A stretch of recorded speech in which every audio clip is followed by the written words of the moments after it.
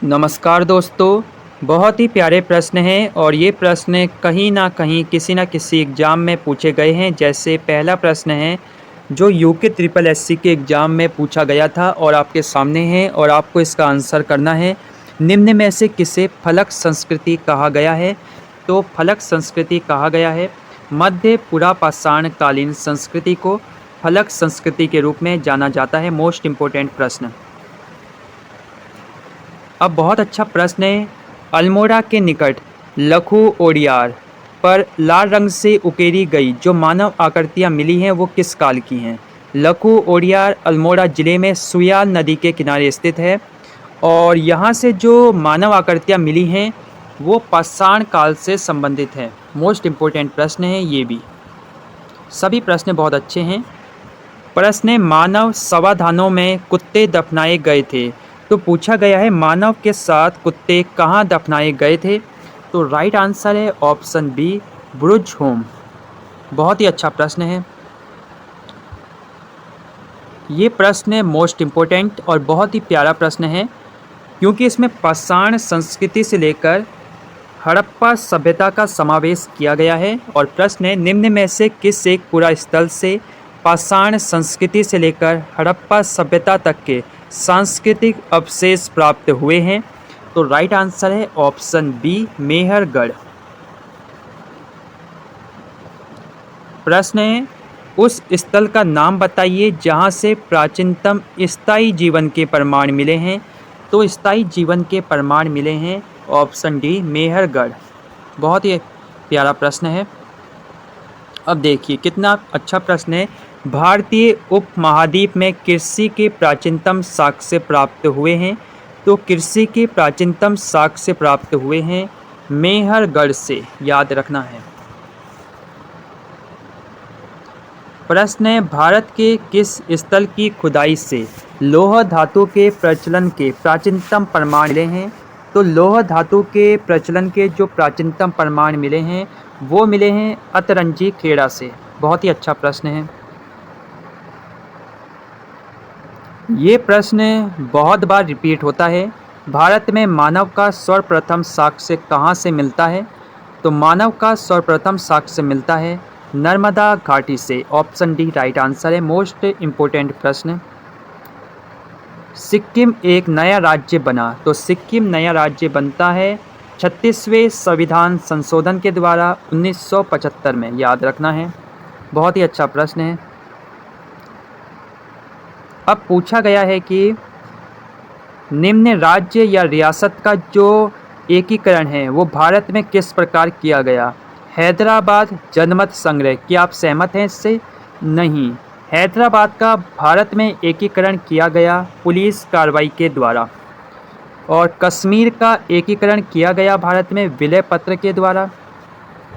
और जूनागढ़ का एकीकरण किया गया भारत में लोकमत संग्रह के द्वारा। बहुत ही प्यारा प्रश्न बनता है ये। निम्न में से कौन से राज्य का दर्जा प्रदान किए जाने से पहले केंद्र शासित प्रदेश थे? तो गोवा केंद्र शासित प्रदेश था, हिमाचल प्रदेश केंद्र शासित प्रदेश था राज्य बनने से पहले, अरुणाचल प्रदेश भी केंद्र शासित प्रदेश था राज्य बनने से पहले, लेकिन नागालैंड केंद्र शासित प्रदेश नहीं था राज्य बनने से पहले।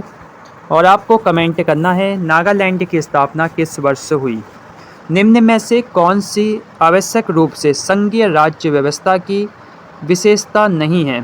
तो संघीय राज्य व्यवस्था की जो विशेषता नहीं है स्वतंत्र न्यायपालिका है, लेकिन दोहरी नागरिकता संघीय राज्य व्यवस्था की विशेषता नहीं है। इसके लिए आपको जाना होगा अमेरिका।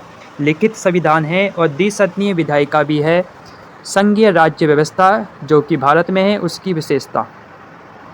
नए राज्य के गठन की शक्ति निहित है। तो नए राज्य के गठन की शक्ति किसके पास है? तो वो है संसद के पास, याद रखना है। ऑप्शन ए संसद राइट आंसर होगा। अब बहुत ही अच्छा प्रश्न है भारत एक गणतंत्र है, इसका क्या अर्थ है? तो भारत एक गणतंत्र है इसका अर्थ ये है कि भारत में वंशानुगत शासन नहीं है, इसलिए भारत गणतंत्र है। ऑप्शन सी यहाँ राइट आंसर होगा। अभी चर्चाओं में भी रहा था और ये मोस्ट इम्पोर्टेंट प्रश्न है। निम्न में से कौन भारत को लोकतांत्रिक राज्य के रूप में वर्णित करता है? तो लोकतांत्रिक राज्य आपने कहाँ सुना है ये शब्द? प्रस्तावना में, मूल अधिकार में, 7वीं अनुसूची में या राज्य के नीति निर्देशक सिद्धांत में? तो ये आपने सुना होगा प्रस्तावना में। जब आप प्रस्तावना को देखेंगे तो आपको लिखा हुआ मिलेगा लोकतांत्रिक शब्द और अन्य शब्द भी आपको मिलेंगे और आपको देखनी चाहिए एक बार प्रस्तावना। शिक्षा का अधिकार एक मौलिक अधिकार है जो कि संबंधित है। तो शिक्षा का अधिकार मौलिक अधिकार है जो 21A से संबंधित है और इसको मौलिक अधिकार बनाया गया था 86 संविधानिक संशोधन 2002 में, याद रखना है।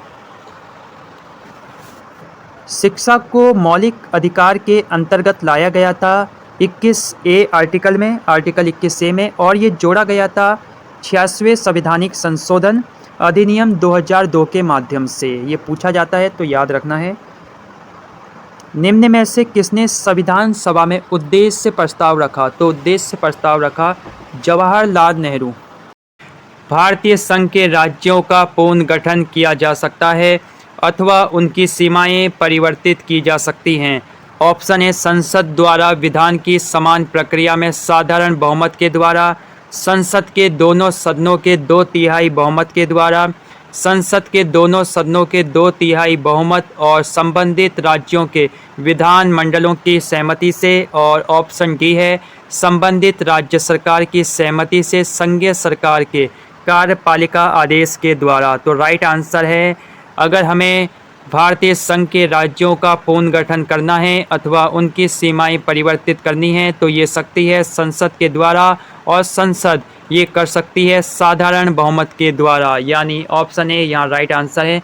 मोस्ट इम्पोर्टेंट प्रश्न है, अगर आपने इसको समझ लिया तो आपकी जो समस्या है बहुत हद तक कम होने वाली है आने वाले एग्ज़ाम में। अब देखिए, अभी यूके में पूछा गया था कि भारत को आर्टिकल 1 में क्या कहा गया है, आर्टिकल 1 में क्या कहा गया है। तो भारतीय संविधान के आर्टिकल 1 में कहा गया है कि भारत अर्थात इंडिया राज्यों का संघ होगा। तो यहाँ भारत को भी लिया गया है और इंडिया को भी लिया गया है, तो दोनों शब्द यहाँ लिए गए हैं। ये UKSSC में भी पूछा गया था। प्रश्न है, निम्न में से कौन सी हिमालयी नदी तंत्र की नदियाँ हैं? तो हिमालयी नदी तंत्र की ऑप्शन के अनुसार कौन सी नदियाँ हो सकती हैं आपके अनुसार? तो वो हैं गंगा और ब्रह्मपुत्र, यानी ऑप्शन सेकंड और थर्ड, यानी ऑप्शन बी। जबकि कावेरी और गोदावरी दक्षिण भारत की नदियाँ हैं और ब्रह्मपुत्र और गंगा हिमालयी नदी तंत्र की नदियाँ हैं।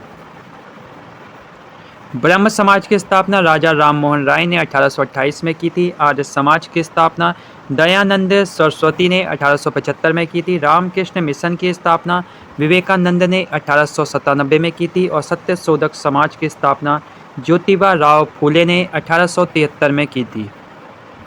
वसंत विश्व होता है, तो वसंत विश्व कब होता है? तो ये होता है 21 मार्च को। बहुत ही अच्छा प्रश्न है। जब सुभाष चंद्र बोस ने भारतीय राष्ट्रीय कांग्रेस के अध्यक्ष पद से इस्तीफा दिया था तो इस पद का प्रस्ताव किसे दिया गया? तो बात है वर्ष 1939 की। वर्ष 1939 में हुआ था त्रिपुरी अधिवेशन, और इस त्रिपुरी अधिवेशन में हुआ था कांग्रेस के अध्यक्ष पद के लिए चुनाव, और इस चुनाव में महात्मा गांधी जी ने समर्थन किया था पट्टाभी सीतारमैया जी का, जिसे सुभाष चंद्र बोस ने भारी मतों से हरा दिया। तो उस वक्त काफ़ी चर्चा का विषय रहा था ये इलेक्शन, क्योंकि महात्मा गांधी जैसी हस्ती ने जिसका समर्थन किया, यानी पट्टाभी सीतारमैया जी का समर्थन किया, लेकिन सुभाष चंद्र बोस जी ने उनको हरा दिया और एक बार फिर त्रिपुरी अधिवेशन में कांग्रेस के अध्यक्ष पद के चुनाव को जीत गए और कांग्रेस के अध्यक्ष बन गए। लेकिन बाद में इन पर दबाव बढ़ता गया कांग्रेस के अध्यक्ष पद से इस्तीफा देने का, और भी बहुत सारी चीज़ें हुई, क्योंकि महात्मा गांधी जैसे व्यक्तित्व ने पट्टाभी सीतारमैया का समर्थन किया और वो हार गया, तो ऐसा होना ही था। तो कुछ लोग पचा नहीं पाए सुभाष चंद्र बोस जी की जीत को, और सुभाष चंद्र बोस ने बाद में इस्तीफा दे दिया कांग्रेस के अध्यक्ष पद से और बाद में जैसा कि आपको पता है, बाद में सुभाष चंद्र बोस ने फॉरवर्ड ब्लॉक की स्थापना की। तो आपको बताना है फॉरवर्ड ब्लॉक की स्थापना सुभाष चंद्र बोस ने किस वर्ष की। तो सुभाष चंद्र बोस ने जब अध्यक्ष पद से इस्तीफा दे दिया तो अध्यक्ष पद के लिए जो प्रस्ताव दिया गया वो डॉक्टर राजेंद्र प्रसाद को दिया गया। याद रखना है, बहुत अच्छा प्रश्न है, ये प्रश्न बनने की पूरी उम्मीद रहती है। सन 1915-16 में किसके नेतृत्व में 2 होम रूल लीग शुरू हुई। तो पूछा गया है 1915 और 16 में 2 होम रूल लीग की स्थापना की गई थी, तो वो किसके द्वारा की गई थी। तो 2 होम रूल लीग की स्थापना की जाती है एनी बेसेंट और लोकमान्य तिलक के द्वारा। अप्रैल 1916 में तिलक तथा सितंबर 1916 में एनी बेसेंट के द्वारा की जाती है होम रूल लीग की स्थापना। तो सबसे पहले तिलक करते हैं 1916 में और उसके बाद सितंबर 1916 में एनी बेसेंट करती है होम रूल लीग की स्थापना। यहाँ कुछ समाचार पत्र इम्पोर्टेंट हैं, जैसे तिलक के हैं मराठा और केसरी, और एनी बेसेंट का है कॉमनवेल्थ और न्यू इंडिया।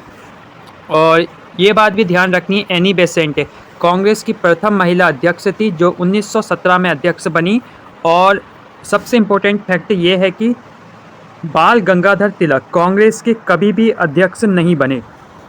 तो ऑप्शन में दिया जाता है कि निम्न में से कौन कांग्रेस का अध्यक्ष नहीं बना, तो ऑप्शन मिलेगा तिलक, और भी अन्य ऑप्शन होंगे, तो आपको ध्यान रखना है बाल गंगाधर तिलक कांग्रेस के अध्यक्ष कभी नहीं बने। ये प्रश्न रिपीट हो सकता है। विक्रम संवत का प्रारंभ होता है, तो विक्रम संवत प्रारंभ होता है 57 ईस्वी पूर्व में इसका प्रारंभ किया गया था, ये इसका शुभारंभ हुआ था, जबकि 78 ईस्वी पूर्व में आया था आपका शक संवत। तो दोनों याद होने चाहिए, 78 ईस्वी पूर्व में आया शक संवत और 57 ईस्वी पूर्व में आया विक्रम संवत, याद रखना है।